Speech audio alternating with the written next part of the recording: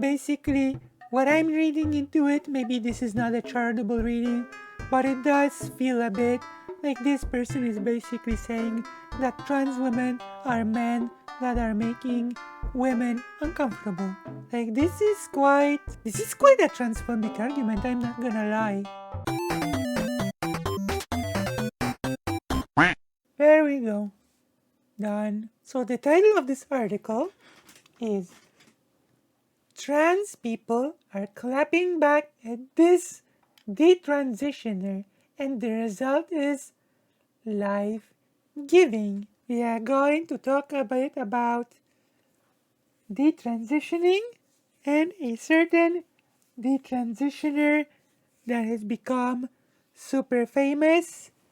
I think that it has become even a meme format. Look at what 5 years of HRT can do. And I have my thoughts. I have my line of thinking when it comes to this topic. But first, we're gonna get into it, and then we're gonna comment on it and discuss. Detransitioners, according to gender critical feminists, they are everywhere, which is right off the bat, I can say that it's not really true.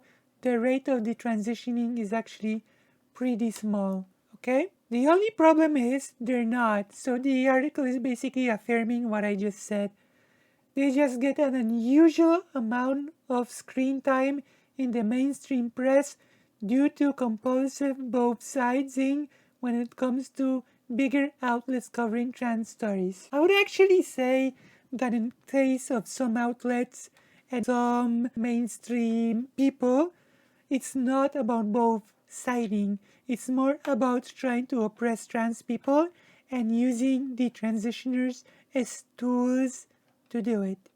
Okay? Like, it's not a coincidence that the transitioning is always prominently shown on conservative channels, in conservative media, that it's talked about non-stop. I think even Blair White has been really making a lot more detransitioner interviews lately. This isn't to say that detransitioners folks who once identified as trans but no longer feel that label applies don't exist. They absolutely do, and their stories are complex and varied. You know what's not complex? When folks who identify as detransitioners use their own experience to bolster right-wing claims that transition leads to irreversible damage, when it's simply not the case. Yeah. Over the weekend, a detransitioner named Casey Miller took to Twitter to talk about his regrets about taking testosterone. The regrets in question: male pattern baldness. Just for some perspective, this is what almost 5 years of hormones does to a teenage girl. Remember, I'm 21. Okay, let's go. Let's watch it and let's comment. Hey y'all, so I got out of my haircut, because my hair was driving me nuts, and I shaved it because I'm tired of watching my hair thin out, and it's less distressing if I shave it. So when I talk about I the mean, this is just maybe I'm nitpicking, maybe I'm being strange about this, but this is not a shaved head. This is just a very shortly cut hair. But this is not a shaved head, you know? A shaved head is really like you like shave off all of the hair, you know? Not when you have like a really short haircut. So this is not really shaved. being too far gone, I don't really know what else to call it. This is what I mean. This is how deep my voice is. Um, I mean, to be fair, like I'm not sure how what to say about the being too far gone and the deep voice. I mean, this is what testosterone does, right?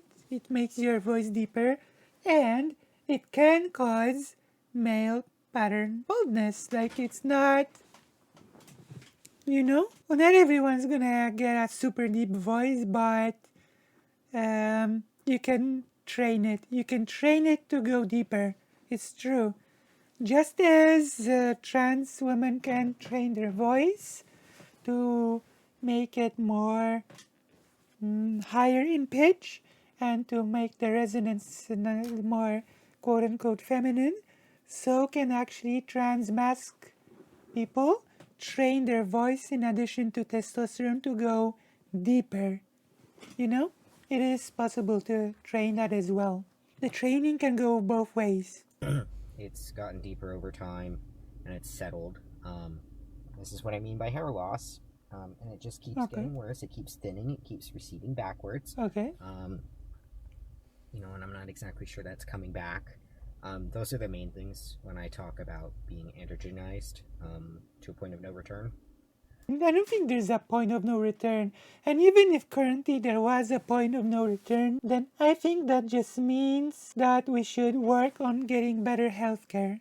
On getting the trans procedures to be better, to be able to get the results that you want when transitioning, and transition back if you wish to get certain aspects back. Does that make sense? I think it would make perfect sense if you had perfect transitioning to a girl or to a boy, then you could, theoretically speaking, go back and forth. I really don't see those being fixable. So that's when I talk about, just kind of staying how I am, regardless of how I feel.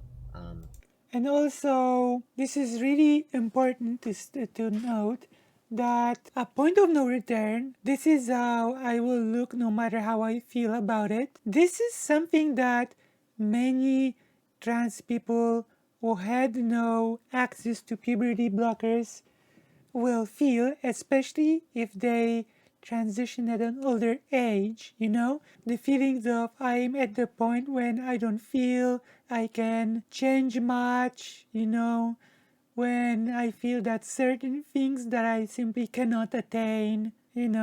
So that's a really important thing to remember, that the same thing that this person is saying right now about being quote unquote too far gone into transition, a person who wants to transition and transitions at a later age can say that they already went through some irreversible damage in their regular puberty and regular development that they wish they could change but feel that they cannot, like being tall, for example, or having big feet or things like that.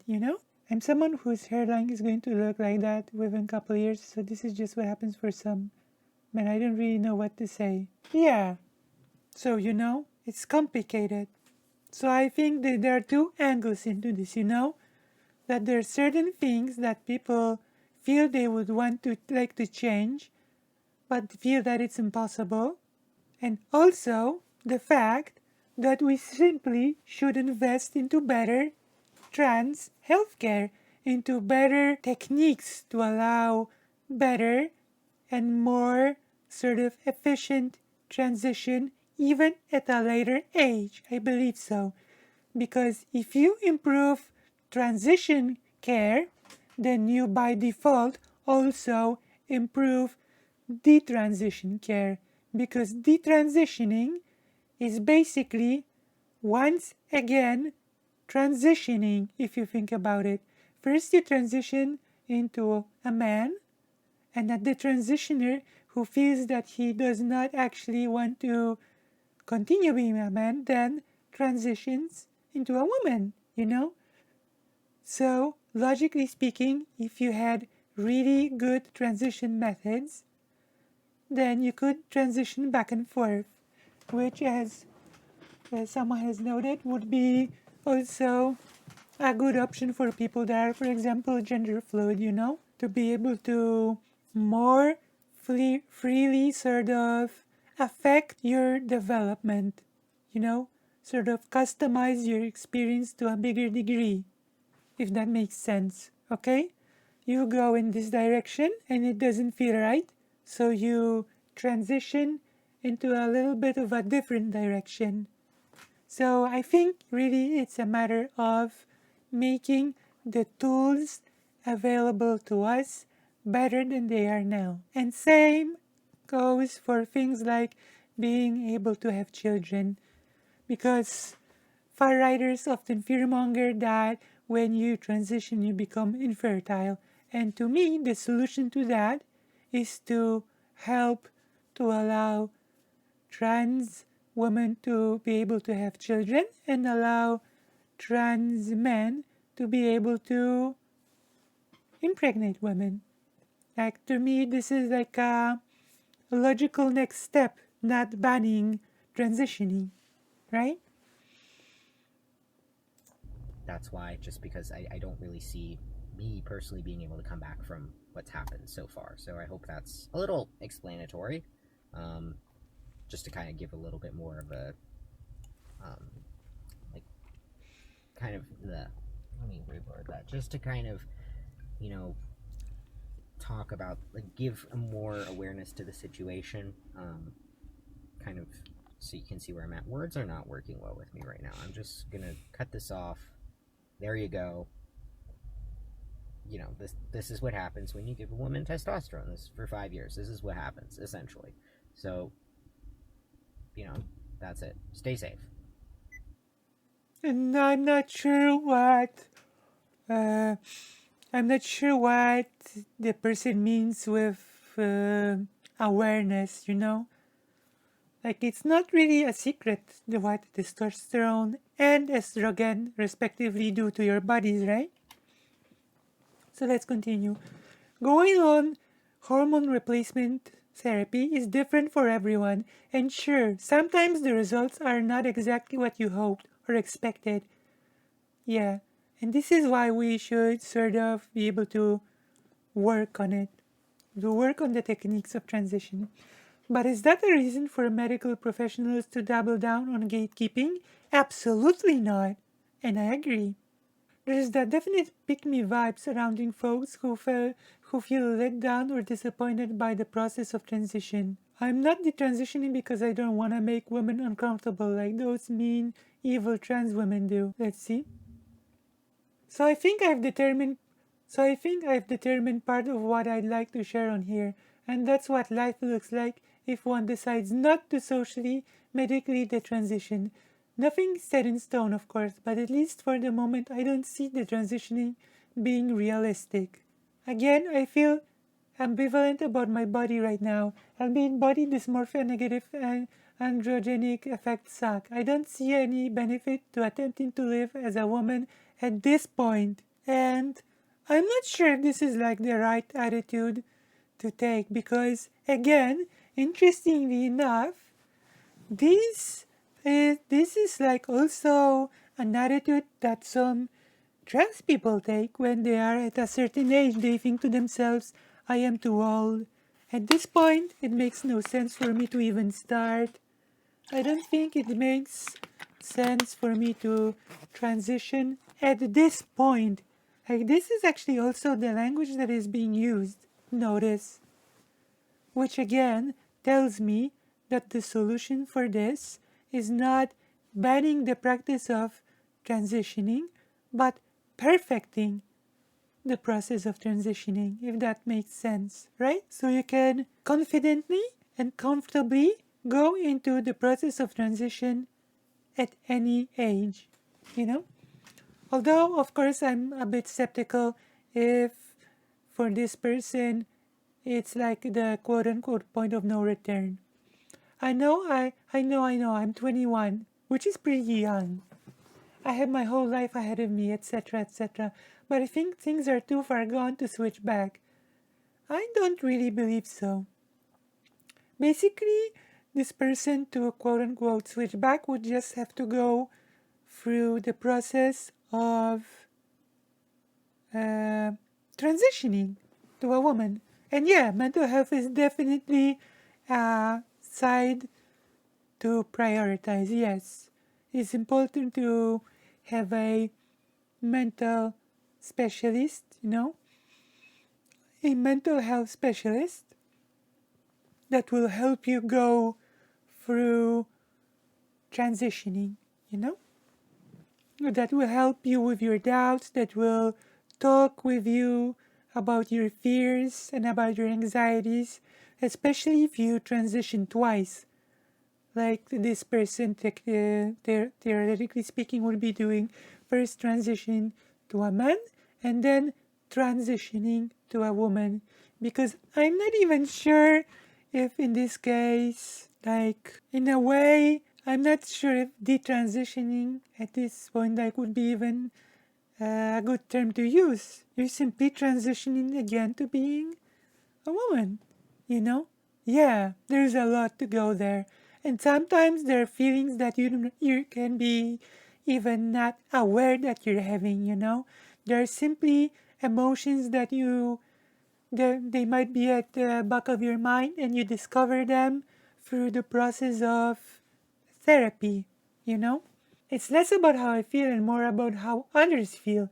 I am not about to subject women to the same discomfort trans women are subjecting them to. Now, this was a wording that really make me suspicious about this person's intent. Okay, this is making me suspicious about this person. I'm not gonna lie. I am not about to subject women to the same discomfort trans women are subjecting them to. Like, this is quite a transphobic argument, I'm not gonna lie, you know? Saying that trans women just subject women to discomfort, you know? This is not a very, yeah, exactly. Like, this is a very strange statement, to be honest. Like, this really sounds like a statement that treats trans women as some other thing that causes discomfort to quote unquote real women, okay? I know how it feels to be uncomfortable to have my space breached by a man, to feel violated. I will not consciously do anything to cause this kind of harm. See? See? It says here, I know how it feels to be uncomfortable to have my space breached by a man. Okay? And this is, and she says, uh, I am not about to subject women to the same discomfort that trans women are subjecting them to. And it's followed up by, I know how it feels to be uncomfortable to have my space breached by a man. So this is really interesting. That basically, what I'm reading into it, maybe this is not a charitable reading, but it does feel a bit like this person is basically saying that trans women are men that are making women uncomfortable. This is what I'm reading out of this, I'm sorry, you know? And yeah, it does feel that way, doesn't it? It does feel like he's in good company with J.K. Rowling, literally. And it is a lot of toxic internalized transphobia, you know? And it's really strange. Also, teenage girl is doing a hell lot of work as 21-year-old who consensually chose to take testosterone for 5 years, lol. I don't know.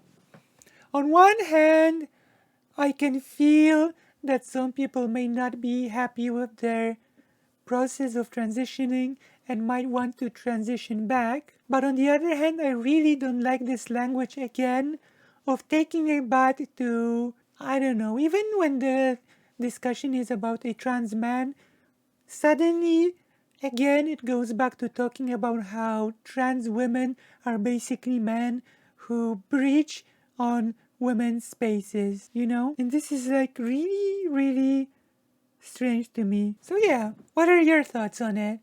What are your thoughts on this whole thing?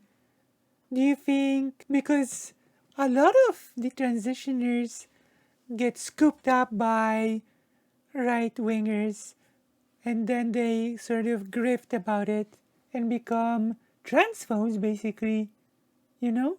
But there are also some detransitioners that detransition because of circumstances, because they get pressured into detransitioning, you know, and that is also very unfortunate. Like, yeah, it's true.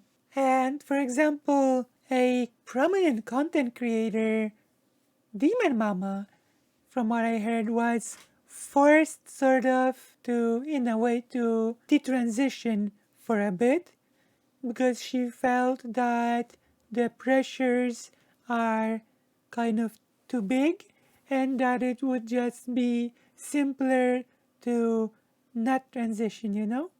And there are people that simply do it because of reasons like this, that the pressure from the surrounding is so big that they sort of feel crushed by it and essentially detransition and go back into the closet, so to speak, you know? Does that make sense? Something about that trans femmes are beautiful, trans men are ugly TikTok, and that the trans person bemoaning my pattern balding is giving me shots.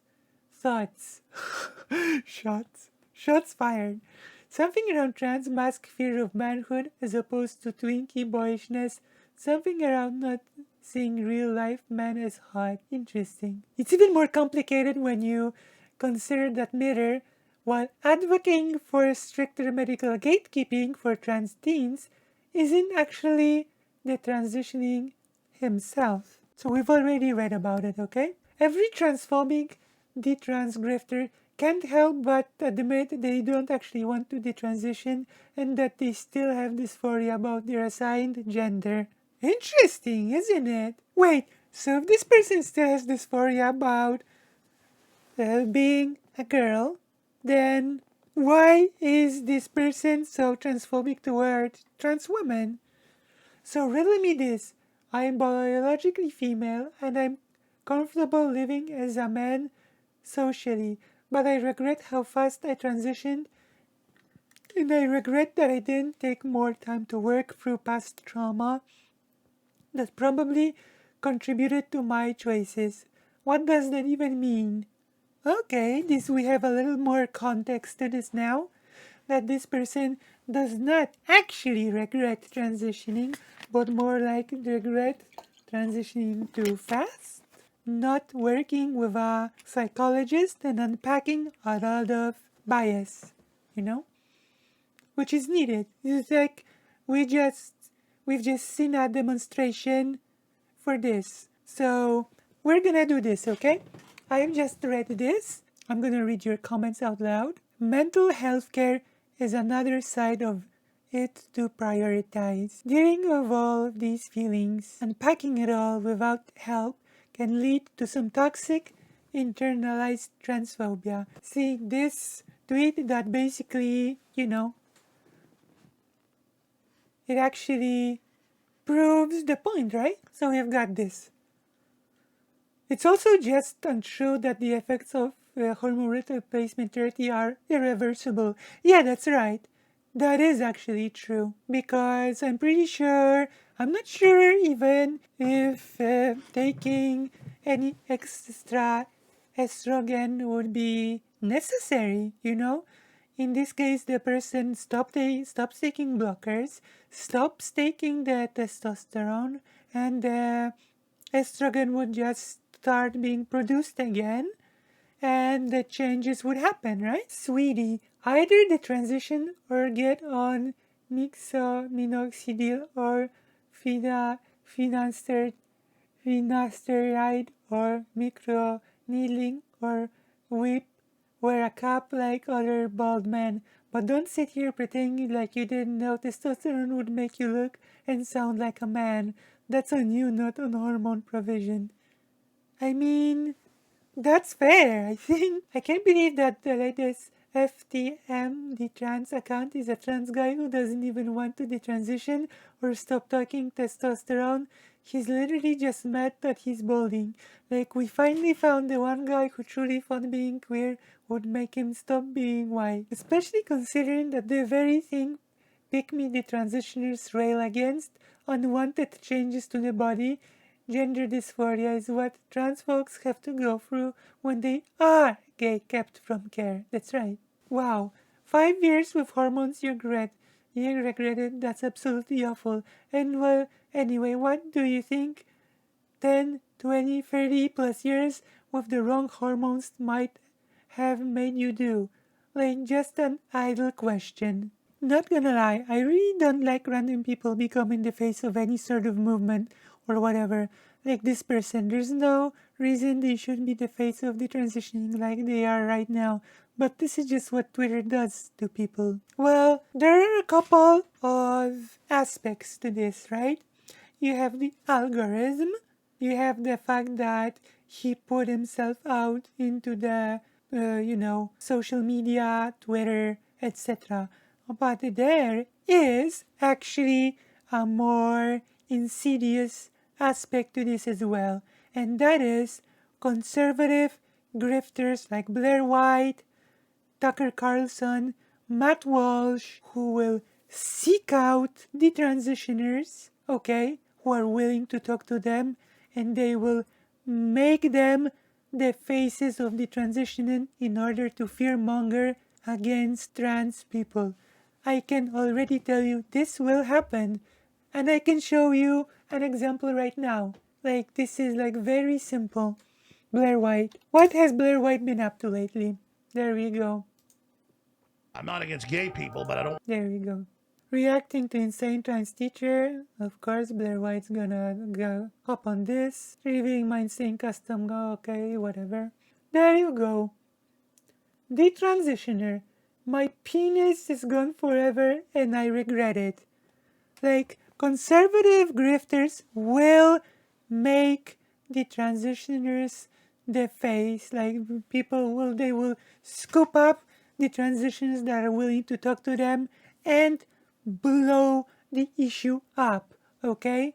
It is going to be a thing. So TikTok and the algorithm are one aspect, but dishonest right-wingers are a different aspect of the whole issue altogether.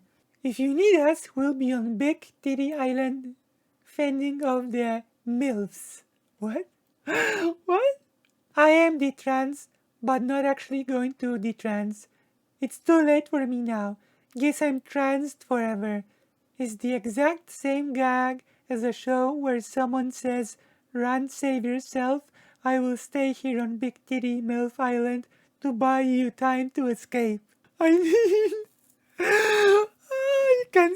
I can see this angle. I can understand this angle a little bit, Like going through the thing yourself and sort of trying to gatekeep other people from getting it. I can see this angle, sort of. So, which do you think it is? These just aren't things that need to blow up into international stories. This is something that's been happening, especially from the right, for decades.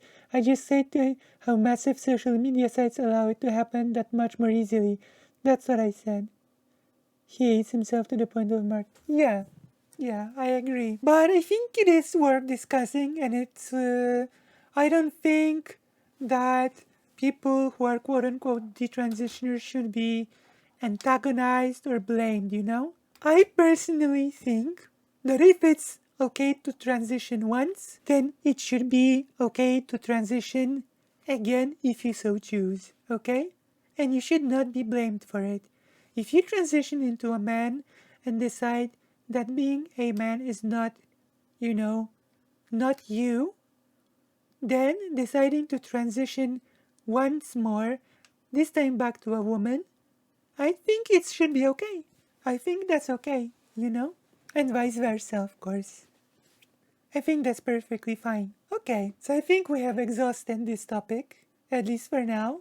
If you have liked this segment, press the like button, subscribe, leave a juicy comment for me, and don't forget to giggle and to be a real giggler, okay? Giggling is good and you should try it as a sport. Giggling is the sport that does not discriminate by gender. Okay? Come on, gigglers!